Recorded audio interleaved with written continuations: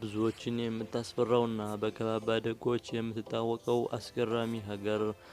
በዚች ሀገር ውስጥ ጂንስ ሱሪ ለብሶ የተገኘ ሰው ከከባድ እስራት አለፍ ካለም ሞት የሚፈረድበት ድንቅ ሀገር።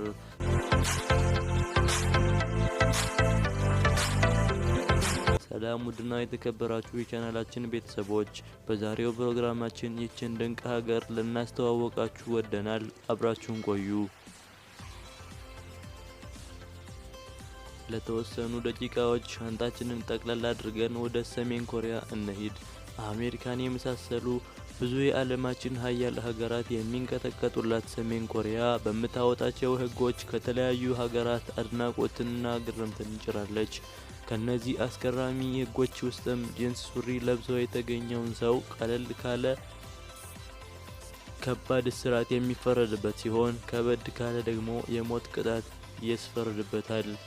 ሰሜን ኮሪያ ለሕዝቦቿ ትልቅ ቦታ የምትሰጥ ሲሆን ባሳለፍነው ክረምትም ለጎርፍ አደጋ ህብረተሰቡን አጋልጣችኋል በሚል 33 ባለስልጣናትን የሞት ቅጣት የቀጥፎ ነው ትላላችሁ? ነጻነትን ይሰጣል ወይስ ነጻነትን ይነፍጋል ትላላችሁ? ሀሳብ አስተያየታችሁን ኮሜንት ላይ አስቀምጡልኝ።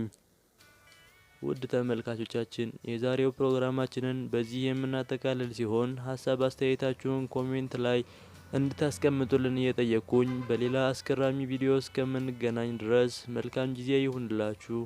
ቻው ቻው።